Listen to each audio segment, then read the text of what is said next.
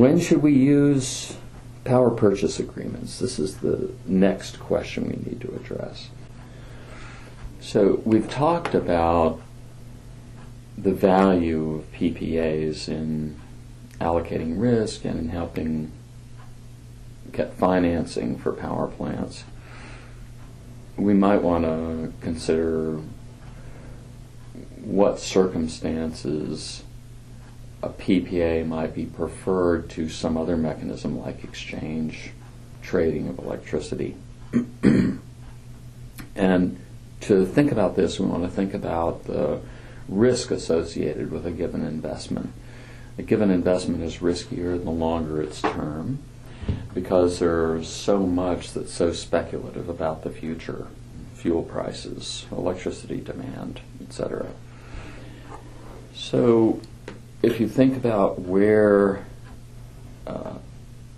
the risk is in building a new power plant, one of the major risk factors we face is how much demand is there going to be for electricity? How much people are going to be willing to pay for electricity in 20 years from now or more? And if we want to think about what part of our electricity demand we'd like to have under long-term contracts, it seems like the long-term fixed-price PPAs are most appropriate for the parts of our set of assets, the parts of our portfolio of assets that are most predictable. So the portion of the electricity market we're meeting that is most predictable seems like the part where the long-term fixed nature of a PPA has the lowest risk, the best match to the uncertainty we face. So if we think about the current baseload demand for electricity, the current baseload demand for electricity is a pretty sure bet. We have some sense that electricity demand will be going up in the future. Certainly it's not going down. How much it goes up, of course, is the question that is highly uncertain. But we know it's probably not going to fall. We know it's going to go up some. So that relatively certain portion of future demand is more amenable to long-term contracts because there's less risk that the demand we're counting on to justify the building of this resource will not appear. And so there's less risk to be reallocated between the generator and the discom. Think about a new solar PV facility, for example. Here's a case where, generally speaking, these facilities can be built in smaller chunks or larger chunks. They can have a very large capital investment or a smaller capital investment. But one thing that we know about them is, since they have zero marginal cost and are considered must-run resources, the risk of their not running is very low. The risk of the power not being generated is very low. Where is the risk? The risk is at the margin. Well, what will the price of electricity be? How much in the way of scarcity rents am I going to earn? But the prospect of the plant not running is extremely low, whereas the prospect of a higher marginal cost plant not running in the presence of other generation assets is much more speculative.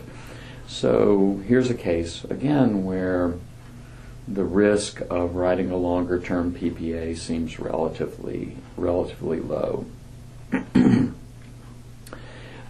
Peaking gas and in fact, with although solar resources and wind resources are intermittent, we can think about contracts that essentially insure for the intermittency of renewables.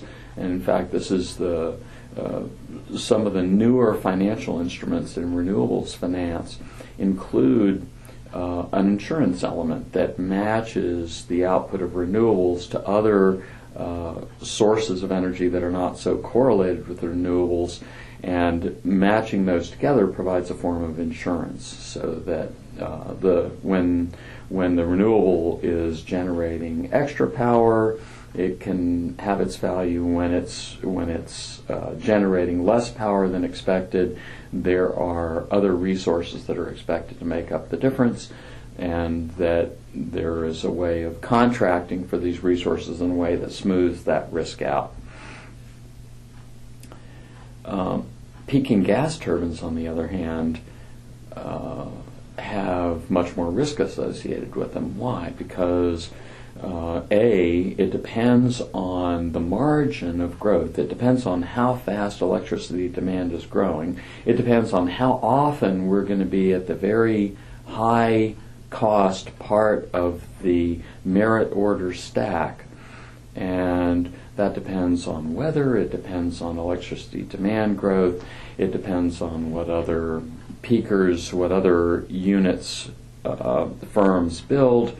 And so here's a portion of the supply that may be less well suited to long-term PPAs. And we think about batteries as another resource. The value of batteries is going to be very closely tied to the amount of time we spend at the highest price. It's going to depend on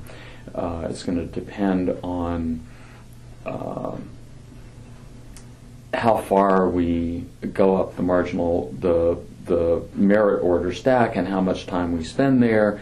And so it's a riskier resource in terms of its long-term output, and tends to be a little less.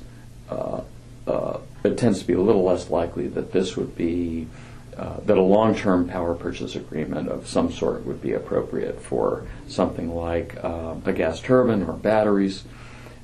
These intermittent resources that work more at the margin of demand rather than the base demand, the less risky base demand.